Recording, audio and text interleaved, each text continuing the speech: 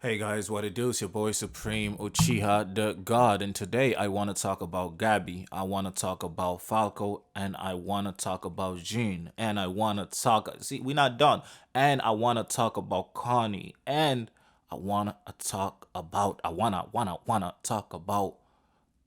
our boy himself, Eren, and the video is mainly focused on rage, rage, rage, rage, rage. And Attack on Titan deals with rage in such spectacular fashion.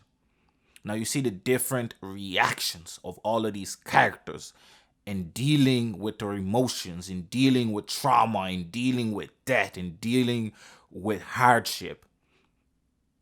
Jen, you guys seen my if you guys seen my video essay on him, you know that I love Jen. Jen, I absolutely love him, and I think he's a unique character in Attack on Titan because he's really down to earth. He's sympathetic, but he's realistic. He's a you know what I'm saying. He does what he has to do. He's gotten definitely more comfortable killing since season I think 2 or 3. So it's just been super intriguing to watch his growth and him grow as a person. And in this season, we've seen that he's obviously way more mature than Eren. He's way more mentally stable than Eren. And then when you look at somebody like Gabi, who's like the complete opposite of him, and is a parallel to Eren himself because they're both walking the same type of line. They both hold that rage and anger. Now we know that Eren went through a period of time where he gave up on that anger, where he was so done with everything, done with being angry, done with the rage, done with revenge, and he wanted to give his powers away to Historia. And we have Gabi, who is in a similar position, except she's not at the stage where she wants to give anything up. She wants to keep fighting. She wants to to really get back at the Eldians for what they did. She's brainwashed. She's led to believe that those guys are monsters, they're evil. And even though and I love that they showed Reiner making her waver earlier, but then there's no chance of her wavering after what happened to her. Her family and friends getting murdered and massacred, her home getting attacked and destroyed. And even though it's also what those people did to the Eldians, which Falco tries to explain to her, she's like, well, did you see it? Did you weren't there to experience it? And I think that's a key factor. What she says there is really, really relevant, right? If you look at our own world right now, right, when something happens in Africa, when something happens in Asia, when something happens in the Middle East, most people are desensitized to it, right? But there's somebody with a machete in the obviously rest in peace to all the souls. There's somebody, there's any bombings in the UK or in France or in America, and the West reaction is like, oh my God, it's like extra. You know what I mean? It's like, oh my God, this is like the worst thing in the history of mankind, right? People are still dying over 9/11 today, to this day. And that's obviously people died in that, but then the same people would turn around and tell you forget about slavery, forget about segregation, forget about all of these other things because it's not happening to them directly. They ain't see it happen to them, but they saw 9/11 happen to them, so they're like, oh, this is the worst thing on earth. We gotta fight, we gotta start a war, we gotta do this, we gotta do that, right? And this is reality. And I love how Attack on Titan delves deep into this and really showcases this by Gabi's reaction. And she says, did I see it though? You know what I'm saying? I ain't see that shit happen, but I'm seeing this happen. I'm seeing them kill my people. So you can tell me that we killed those people all you want. So it's like when you talk about terrorism and all of that stuff, and this is super deep or whatever, but hear me out. I mean, if you have a balanced mindset, you understand what I'm trying to get at. Whereas like if you look at terrorism, like you attack the Middle East, for example, right? You attack the Middle East and steal the oil and kill the people, and then they're pissed off. They take revenge and allegedly, and there's still conspiracy theories and whatever, and they kill people back. And then you see that as like, yo, those guys are evil, but you never look at, yo, what about what we did though? You know what I'm saying? Like, what about us? You know what I'm saying? The Nazis during doing those things didn't see themselves as villain. Like they didn't see themselves as bad guys. They were like, yeah, we cleansing the world of negativity, of inferior races of inferiority, of evil, of whatever. And it's the same thing here. The Nazi kids were brainwashed and were ready to shoot anybody on sight. And Gabi is similar in that fashion. You know what I'm saying? So I think there has to be a bit more compassion. Now I completely understand the rage from fan, and this is why I want to talk about rage specifically, because the fandom is in rage as well, and I love the emotional outcry, you know. And then there's some fans that are like, yo, like, why are we mad at Gabi when Gabi's doing what Eren is, he just did what Eren would have done and what Eren has done and continues to do. And then, you know, other people are arguing like, yo, but Eren didn't kill characters that we've come to love like that, you know what I'm saying? But that's crazy, because technically Eren got Sasha killed because Eren was being selfish in his revenge and his anger and his rage, that he ended up putting her in a position to be shot in the first place. But everybody's gonna blame Gabi, who's just defending her home. And that's the kind of like the kind of introspective conversations that come about from such a top tier anime. You know what I'm saying? Such a top tier goddamn narrative, bro. You know, the fact that you can have this conversation and these arguments and these thoughts showcases everything you need to know. And then there's somebody like Connie who just, he was just sad, you know what I'm saying, throughout. You know, when you saw all the guys attacking and beating the shit out of Falco and Gabi. Shout out Falco just taking an ass whooping for shit he didn't even do. He tried to stop her. And you know, I love Falco, man. He might be, you know, him and Reiner are probably my favorite characters this season, man. Absolutely phenomenal. You know what I'm saying? Absolutely phenomenal. The fact that Reiner got up, even though he was exhausted, he already gave up on everything, but he got up and tried to fight, you know, Eren. But Eren at that stage had like 4 titans in him. You know what I'm saying? 3, 4 titans in him. He was built different.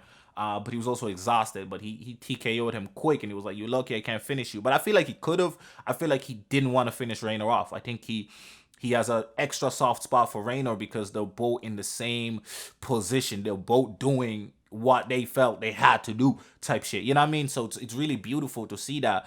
And that's the thing about it, because, you know, Gabi is that character where it's like she's reaching this Eren's level at a much faster pace, you know what I'm saying? Or you know, in a, because Eren was angry but useless. Gabi's angry and useful. You know what I'm saying? I think that's kind of the difference. And then when Eren became useful and then got angrier, that's what led to the current Eren. And then while Gabi was already useful from the get-go, so for her to have this rage on top of it is a volatile weapon. If she gets a Titan, it's crazy. So Falco's job is to try to prevent her from going down into the dark path. And I love that Jean was like, yo, what are we if we're gonna, you know, murder a bunch of kids?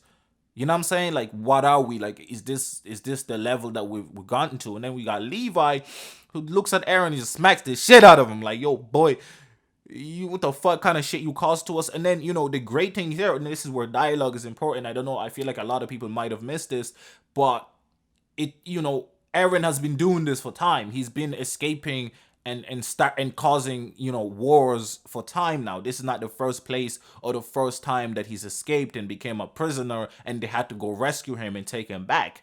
This is not the first time he's been doing this. So it makes sense now that, you know, that the Merlesians found him in the middle of a war. He was on the other side. You know what I'm saying? He infiltrated that city. He's been infiltrating other cities and places, and the scouts this time came to get him. I feel like other people went to get him at other times, but because he became a prisoner of war, and he's not necessarily a prisoner of war, but he's a Marley. It kind of had to come true. And then, you know, Zeke came up with a strategy, and Zeke must have already figured out that Eren Yeager was there. So it's super interesting. There's just so much going on, like so much detail, so much fine-tuned detail. Honestly, man, this season has been absolutely phenomenal. You know what I'm saying? Absolutely phenomenal. And then when it comes to rage, you got Connie, who was just, he wasn't even mad. He was sad, bro. Like, that's, you know, that's somebody he loved. Like, you know what I'm saying? That's like, he's, you know, his heart, that's like his best friend. He, you know, maybe he wanted to ask her out, we don't even know. Like, we definitely know that the three of them, you know, Jean, Connie, and Sasha had such a deep connection. and a deep friendship. You know what I'm saying? But then in Gabi's perspective, her friend that got fucking, murdered by a rock by Eren, that's somebody as close to her as as the trio. Like, that's one of her trios that got murked. Like, what, she has every right to be enraged and take that shot and to do what she can. Now she just aimed, she didn't aim, she just bow, and Sasha was just in the center and she got shot and died. You know what I'm saying?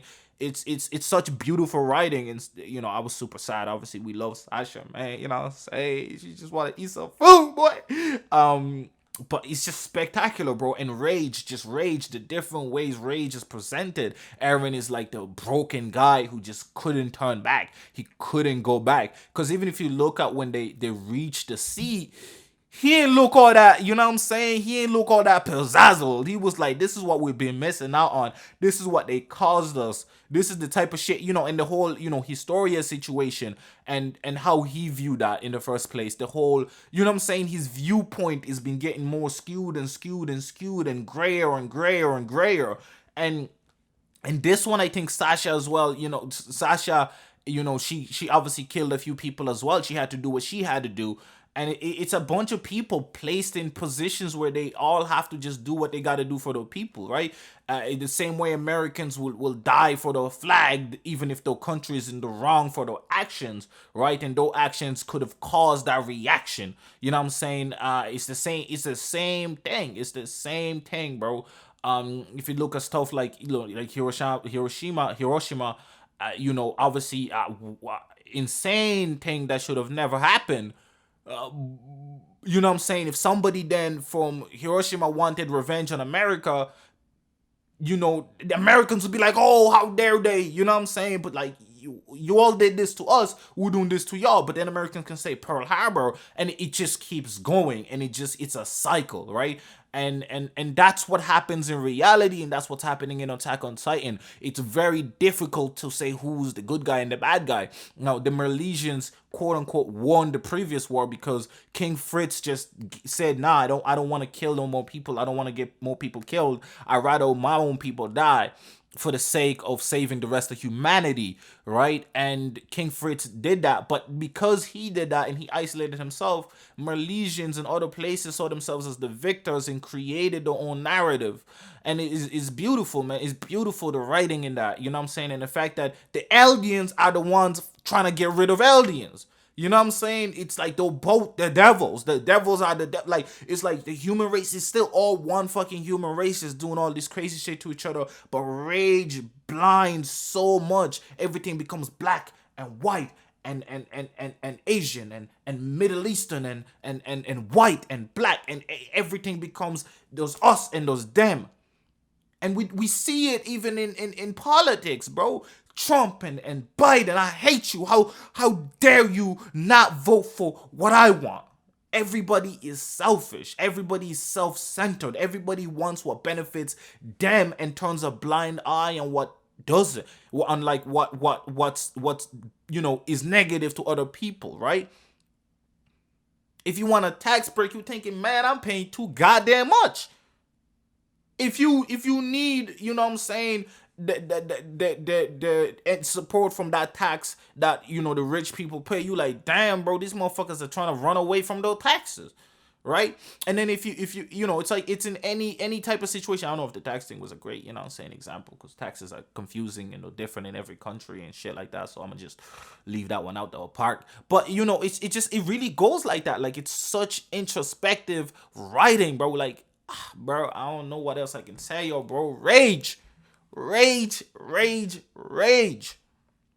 Attack on Titan covers rage in such a spectacular way. You see that Falco's reaction wasn't even rage, it was understanding. When he saw all the shit they were going through, first thing he thought, you know what I'm saying, Gabi, where the fuck Gabi at? You know what I'm saying? And even though he lost his friend and he lost people and he lost things, but he saw the brokenness of his uncle, of somebody he looks up to, you know what I'm saying, of Reiner. He saw the brokenness of that boy, and he was like, this is what our nation forced him to do, and this is what we forced the enemies to do. You know what I'm saying? And what he got from this war and from this pain and from this suffering was understanding. Understanding. And very few people have that capability. Very few people through such trauma, such pain, such angst can see it at a level playing field. Right? If a nation that your country has been exploiting for years, let's say Congo, exploited by, I'm Congolese, I'm from Congo. We've been exploited by every motherfucking country on earth because we're the richest country on earth. All the diamonds, all the fucking coppers, all of the shit y'all use, that comes from us and Rwanda, right? That comes from us in Rwanda. Let's say I'm pissed off at all the bloodshed from all of this bullshit and I decide to attack our country that benefits from it. You're gonna see me and paint me terrorist, evil, this, that. But you're killing us every day. You're killing us every day. You know what I'm saying? And that's not evil. And that's not negative. You ain't calling that shit out. You ain't attacking that shit. You ain't going to your country and saying y'all motherfuckers are terrorists. You ain't saying that. Everybody's a terrorist except from your own people. This is the reality of the world. In the same way, Gabi, to her, everybody else is a terrorist except her people. But Falco is the one that understands that everybody's a terrorist. Everybody's in the wrong. And unless understanding comes across, ain't shit gonna change. Rage, rage, rage. Blinds everybody. It's been your boy Supreme Uchiha the God. I'm out. R.I.P. Sasha. I got friends now. You ain't know, but I got friends now. I'm balling out with my friends now. You ain't know, but I got friends now.